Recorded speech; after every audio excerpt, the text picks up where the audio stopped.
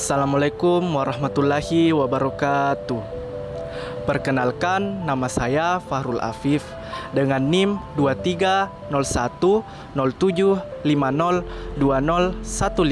dari kelas Pendidikan Biologi C, jurusan Biologi, Fakultas Matematika dan Ilmu Pengetahuan Alam, Universitas Negeri Makassar. Pada video kali ini saya akan membahas materi tentang osmoregulasi dan termoregulasi.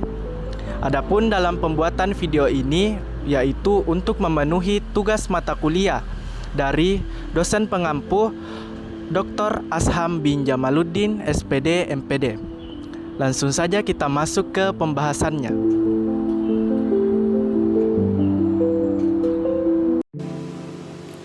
Jadi pembahasan fisiologi hewan yakni pada materi osmoregulasi dan termoregulasi pada hewan vertebrata dan invertebrata.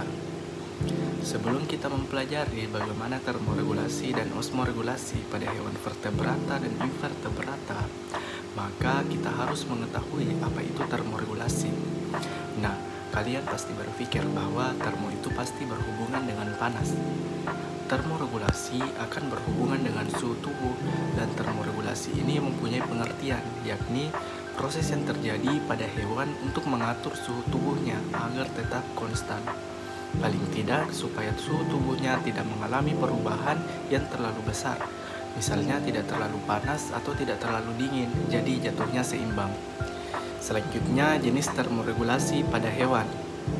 Berdasarkan suhu tubuhnya, hewan dibagi menjadi dua golongan. Yang pertama yaitu homoiotherm, artinya hewan yang mampu mempertahankan suhu tubuhnya, dan yang kedua adalah poikilotherm, artinya hewan yang tidak dapat mempertahankan suhu tubuhnya. Selanjutnya, pentingnya suhu tubuh yang stabil bagi hewan. Ternyata suhu tubuh pada kebanyakan hewan dipengaruhi oleh suhu lingkungan. Suhu tubuh hewan harus dipertahankan supaya tetap konstan, karena suhu tubuh yang konstan sangat dibutuhkan oleh hewan, yaitu perubahan suhu dapat mempengaruhi konfirmasi dan aktivitas enzim. Lalu perubahan suhu tubuh berpengaruh terhadap energi kinetik yang dimiliki oleh setiap molekul zat. Sekarang kita akan membahas pengertian dari osmoregulasi. Nah, kalau termoregulasi berhubungan dengan suhu tubuh, maka osmoregulasi akan berhubungan dengan air. Nah, osmoregulasi mempunyai pengertian, yakni proses untuk menjaga tekanan osmotik cairan tubuh hewan dengan cara menjaga keseimbangan antara jumlah air dan zat terlarut. Komponen penyusun utama tubuh hewan adalah air yang jumlahnya 60-95% dari berat tubuh hewan. Air tersebut pada berbagai bagian tubuh, baik di dalam sel maupun di luar sel. Keseimbangan cairan dalam tubuh merupakan hal yang harus dipelihara dan dipertahankan oleh hewan.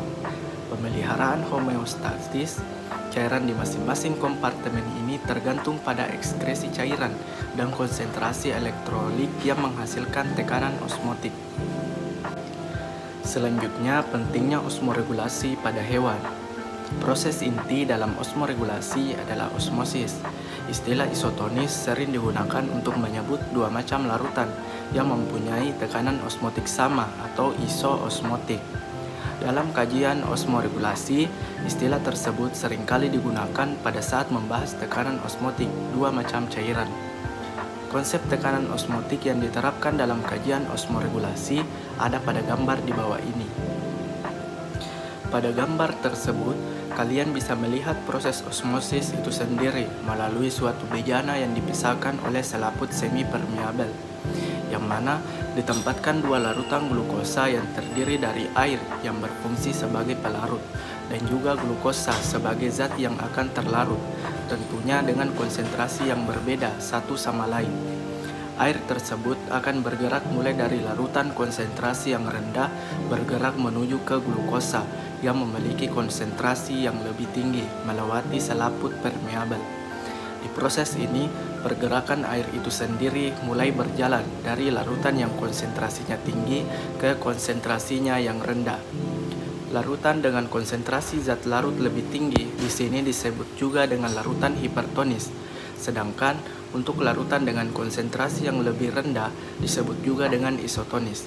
Sedangkan untuk larutan yang berada di luar sel dan konsentrasinya lebih rendah di dalam sel disebut juga dengan larutan hipotonis.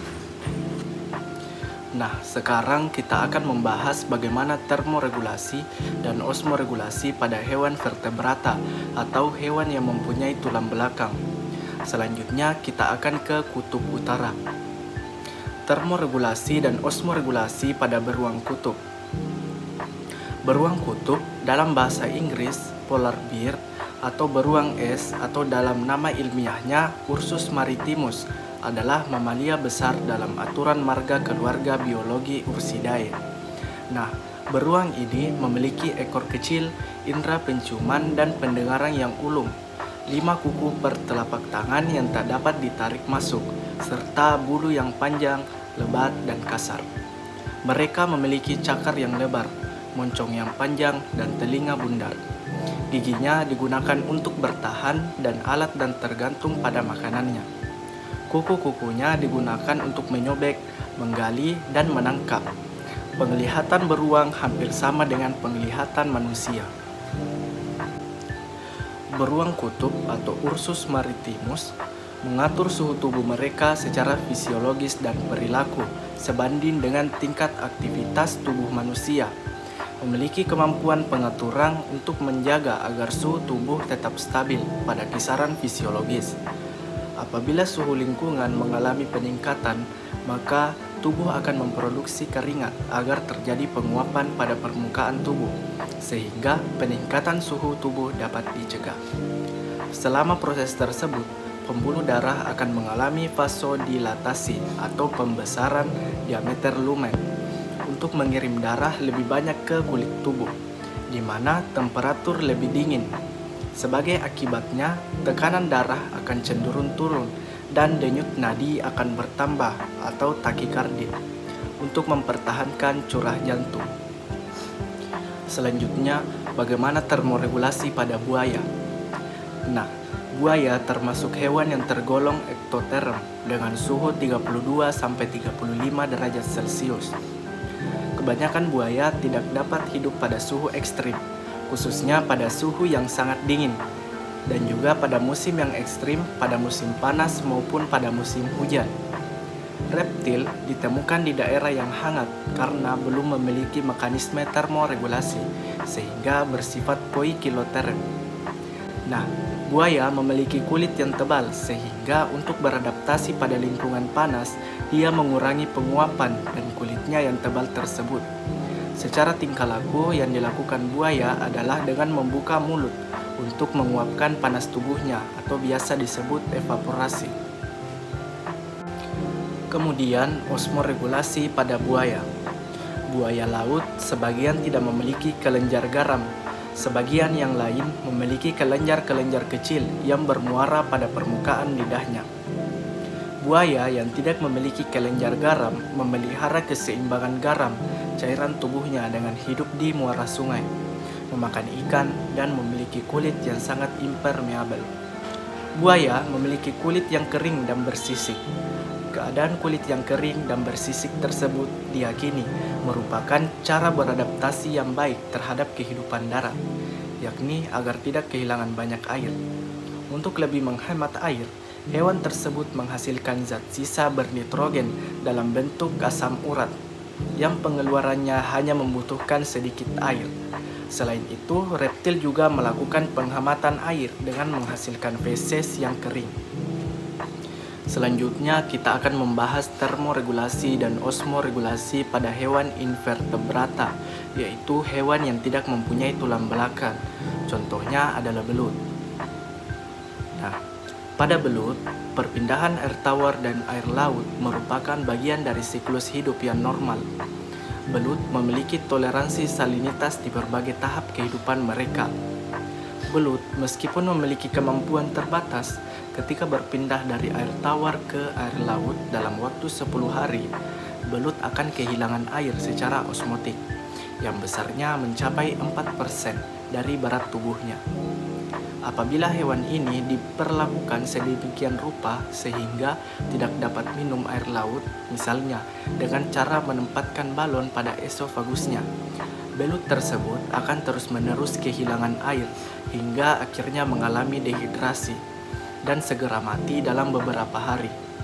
Namun, apabila belut tersebut dibiarkan minum kembali air laut, berat tubuh yang hilang akan segera tergantikan dan mencapai keadaan seimbang dalam waktu 1-2 hari. Pengambilan maupun pembuangan air dan berbagai macam zat terlarut pada belut berlangsung melalui insang dengan arah yang berlawanan. Kemudian yaitu termoregulasi dan osmoregulasi pada ngengat. Kehilangan air pada serangga terutama terjadi melalui proses penguapan. Jalan utama kehilangan air pada serangga adalah melalui spirakulum untuk mengurangi kehilangan air dari tubuhnya. Maka, kebanyakan serangga akan menutup spirakelnya pada saat di antara dua gerakan pernapasannya. Serangga endotermik lebih baik digambarkan sebagai heteroterm regional karena tidak seragam endotermik. Ketika panas dihasilkan, suhu yang berbeda dipertahankan di berbagai bagian tubuh mereka. Misalnya pada ngengat.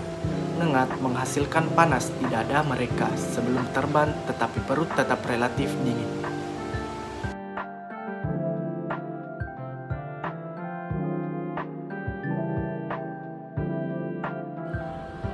Nah, itulah tadi materi tentang osmoregulasi dan termoregulasi. Semoga video ini bermanfaat bagi kalian. Akhir kata, wassalamualaikum warahmatullahi wabarakatuh.